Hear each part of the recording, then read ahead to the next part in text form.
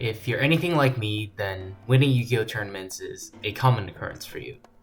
Now, I'm only kidding about that, of course, but nowadays I feel that it's gotten a bit too easy to show up to any tournament, play the best deck of the format, and walk away with a respectable top 4 placing or better. Although winning is fun, I wanted to put myself to the test and see how well I could do with the less common strategies in the game. If you're new to the channel, my name is Tcg Sam, and I've been playing Yu-Gi-Oh competitively for over 6 years now. I'm a Yu-Gi-Oh content creator that makes content on the competitive side of the game, and in this series, I'm going to be challenging myself to win a tournament with pretty much anything except the best decks out there. I'll be adding in extra challenges to make it even more interesting for you to watch. Will I be able to outperform the best decks at these tournaments? Or have I just thrown away any hope I had of ever winning a tournament again? Sit back, relax, and enjoy the show. Have you ever looked through your trade binder and just taken out whatever cards interested you?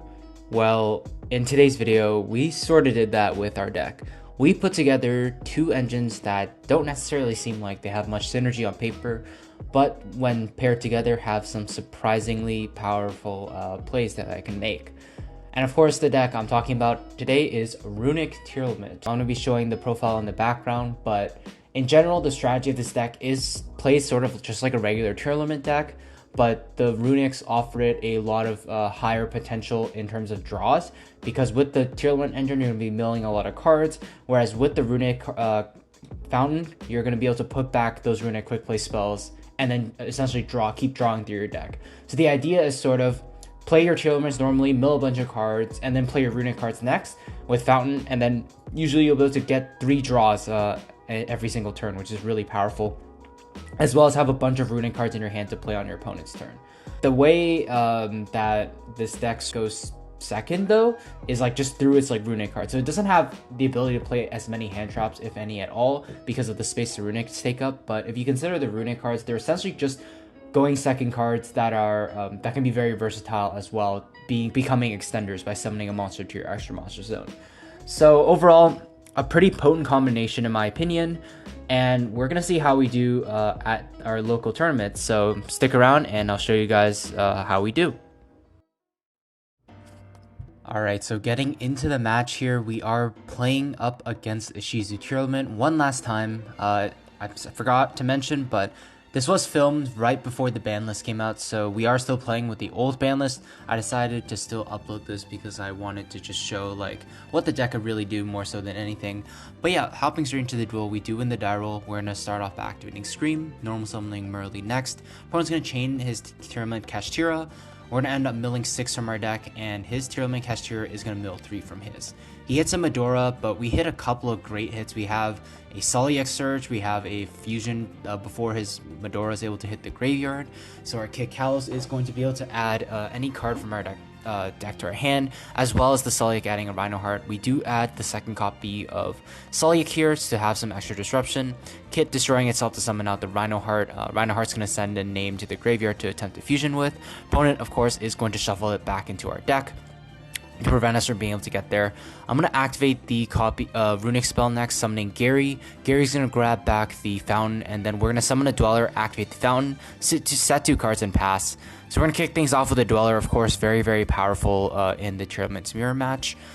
And not to mention, we have the Runick engine online as well with the fountain. We have a bunch more Runick cards in our graveyard, meaning we're going to be able to draw a lot from whatever we do. So when our opponent starts with Medora, I'm going to activate the Screen right away. Not because I really want the mills, but rather losing 500 here means his Tearlament Kashtira can't beat over our Dweller. So he's going to, of course, chain his Medora to shuffle back some of the names we milled, but like I mentioned, we mainly just want to make it so our Dweller can survive another turn, meaning he's going to be shut out for another while. So he's going to beat over our Merly, which is totally okay. Activate the Instant Fusion next. I'm going to chain Runick spell that negates its effects, makes our opponent banish a couple off the top of his deck. Runick Fountain's going to put 3 to the bottom of the deck and allow me to draw 3 cards, so we are very far in card advantage here. In addition, even though our opponent's resolving Triple Tactics Thrust, it's not really going to matter too much. I think just because of how far if he's adding Meta Noise, then I already know, like, yeah, I think we're going to be fine. Because Meta Noise is not really the card you want to be adding. He has talents as well to draw 2 cards, but even then, I don't believe that just the Meta Noise is going to be enough. So End Phase's Kit gets destroyed by the Instant Fusion, and on my turn, I'm going to start off with a copy of Tip. searching the flashing fire or flashing fire to destroy any special summon monster Yu-Gi-Oh controls, draw 3 more from bounce, and our opponent just concedes from there because we're just so far ahead. So you can see how powerful the runick engine can get when it gets going online. We constantly were able to draw 3 every turn because of the runick cards that we milled with the Tearelements. So that means we were able to keep up the hand advantage, and even though we weren't necessarily able to kill our opponent next turn, we're just able to out-resource him and make it so he's just pretty much never coming back while we have access to all those runick cards. So of course we are getting into game 2 now. We are going to be going second, and I think that's something that when building this deck is something I should have considered a bit more. I prepared a little bit more for Kashtira and not really for Ishizu tier because I expected there to be a mix of them, but it turns out we did face a Ishizu tier, not a single Kashtira, so a little unfortunate. But either way, our opponent's gonna plan it at the Shirin, special the Fenrir, to add a copy of Tearlaments Kashtira. He's gonna use the Shirin to send the Medora, and he's gonna mill a couple of cards. He's gonna then use the Tearelements Kashtira from his hand. He's gonna mill some more. He does get the Sulliek, which is pretty nice. Sulliek allows him to add the Rhino Heart, and that's when he's gonna start to get going. Rhino Heart is gonna send the Havness. Havness effect is gonna allow him to fusion summon. He's gonna put away the Shirin and the Havness to summon out the Kikalos. I believe we do have infinite impermanence here, so we are going to do that. You can see in our hand, I don't know if you caught it, but we had like a Merly and a Fountain, so like our hand wasn't the greatest either. And I think Imperm was definitely our only hand trap. Seems like it was enough though, because our opponent's going to set one and pass. I'm going to start by activating the planet, and from here I'm going to add think about what I want to add. I'm going to add a copy of Rhino Heart, activate the Shirin next, discarding the Merly. We do hit a couple of names as well as a Sulliek, so that's pretty good. It forces out his Medora to shuffle back some of our names. Sulliek is going to grab a copy of Havness. I'm going to activate the planet next to pop his Fenrir, but his planet is going to pop my planet. However, we are able to get the Havness out onto the board to just get an extra extender out. And then from here, it's still a difficult board to break because we don't really have too many extenders other than that Rhino Heart in our hand. But luckily we do have Fountain plus a runick spell. The runick spell is going to allow us to summon out one of our runick extenders from the extra deck if we want, or we can destroy his set card. And that's what I was debating here for quite a long time. I wasn't too sure what to really do here. I think like I ended up going to attempt to pop his back row, but I don't think that makes like the most sense because I'm pretty sure all of them are just chainable, or it was a bluff. Either way, he's gonna be able to resolve the meta noise to set my monster. And now I'm looking back, I'm realizing I knew what that back row was too, so there's no point in really me popping it. I should just summon the monster. But regardless, I don't think it really matters in the end because we just weren't able to push through the board with the limited cards that we had. But going now into the all-important game 3, we do have the option to go first, and we will be taking that option. That's where this deck shines, being able to go first, and even when facing against cards like the Bestial monsters, it's totally fine because as long as we get our runick engine online, we're able to consistently start shuffling back those cards to get multiple draws before he gets his Ishizu monsters into the graveyard. So we're going to finish shuffling up, and like I said, choose to go first. So we are going to kick things off with a copy of Runick Slumber to special summon out Hyujin, discarding a tip because we have a second one in our hand. Opponent is going to chain the Havness. He's going to hit Shirin and a Tearlaments Kashtira, which is pretty solid. It's going to let him be able to fusion summon, so he's going to put back the 2 monsters to summon out the Havness. He's then going to use both the Kikalos and the Merly to fusion summon and search one. So he's going to end up summoning out the Dragostapelia and then using Kikalos to search up a play for his next turn. He's going to end up adding the Shirin, and then from here I'm going to activate the Scream and then activate Runick Tip next to add Flashing Fire. Runick Fountain's going to allow me to draw 3 cards. Flashing Fire is going to pop his Dragostapelia and manage the top 3 cards of his deck. Then I'm going to normal summon Rhino Heart and activate Scream to send the top 3 cards of my deck to the graveyard, dumping the Havness, which is going to be met with the Magnamut. But even then, we're going to get Scream to search a Tearlaments trap. And I end up debating between Crime and Sulliek here for quite a while once again. I end up going with the Crime because I do want to insulate myself against those potential board breakers. I'm going to link the 2 monsters off for Sprint next, sending out Merly. I'm going to end up fusing for the Tearelements Kikalos. Kikalos is going to allow me to add or send any Tearelements monster or any Tearlaments card. And I think here I'm in an awkward situation because I've already used 2 names this turn, and I'm just thinking about what I can do like during the next turn. So I end up going for a Saliek. I'm not too sure if this was correct. We do have a name in hand, but now that I was looking back, I'm thinking I probably should have just tried to push out a Rukalis or something while I still could, instead of just trying to set up double trap, because now it makes it awkward to where his battle phase is going to be able to force out my Saliek at the very least. We are able to at least mill and hit the Sheeran, but our opponent is going to be able to have the Bestial to get rid of the Sheeran. The Rhino Heart is going to send the Habness from our hand. We're going to attempt to use both effects. The Fusion Summon, our opponent's going to hit one of them with another Magnema in his hand. So from here, all we get is 1 Fusion, and we used all 3 names this turn. However, the great thing about this is since it's his battle phase and Scream is triggered at this point, all his monsters are going to be 500 attack smaller, so he can't beat over my Rukalis or Rhino Heart. And plus, we still have access to a potential Crime in Hand activation, since we do have 2 cards in hand, and one of which being a runick spell, which allows us to draw 3 cards. So if we draw into a monster, we're going to be set. Our opponent is going to activate Planet to add a Rhino Heart. I can't stop that. I don't have a monster in my hand at the moment. I'm waiting to use my runick spell. And here I decide to go for the runick spell here, to negate his Rhino Heart here, because I want the draws right now, rather than trying to stop his Kikalos, because his Planet's going to be able to trigger and pop my Fountain by then.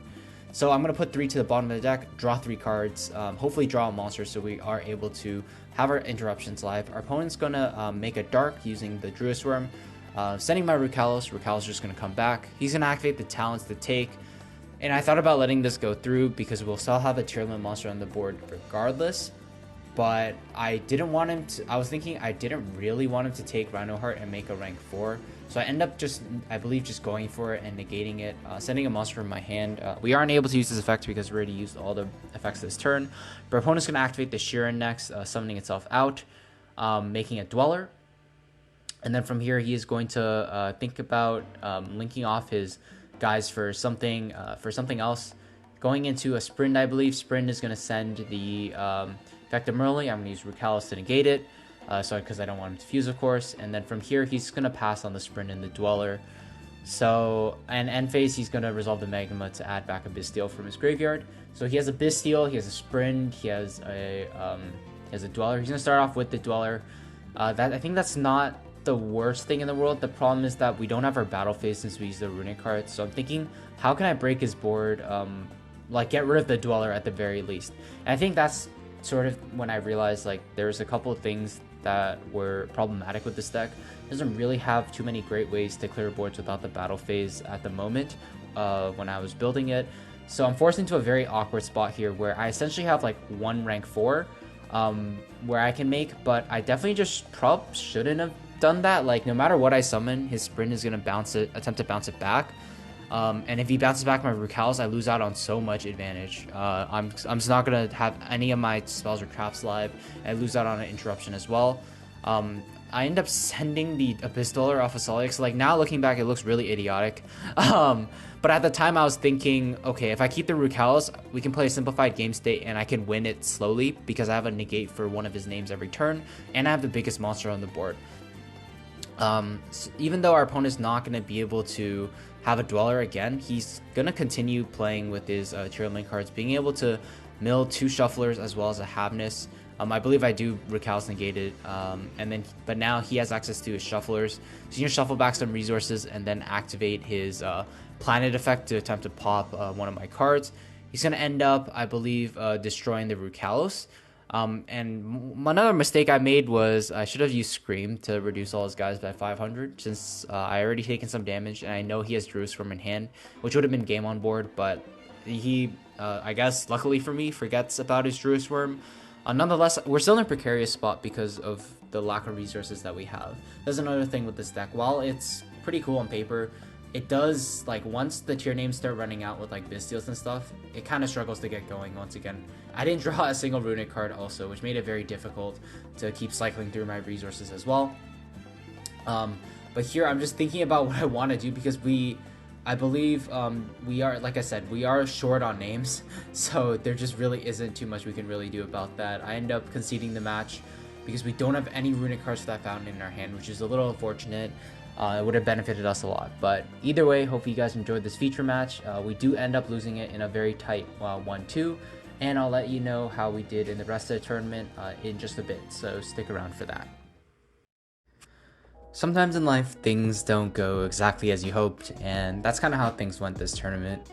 The feature match you saw was round 2, and like you saw, we did end up losing a close game 1-2. But before that, in round 1, we played against branded Tearlaments. We ended up unfortunately losing that match as well in a 1-2 fashion. Opponent just going first was able to set up one of the best boards that could, and we were just unable to push through. And in game 3, unfortunately, he was able to do the same thing, and we weren't able to draw one of our side cards to be able to break through the board. So at the end of the day, we ended off 0-2, so maybe one of our worst performances yet, but once you hit rock bottom, you can only go up. So from here, hoping to make it so I can do better in future tournaments with other decks. So if you guys enjoy this series, let me know in the comment section below, and I'd be happy to keep making them. But with that being said, I just want to thank you guys so much for watching, and have a great rest of your day. Take care.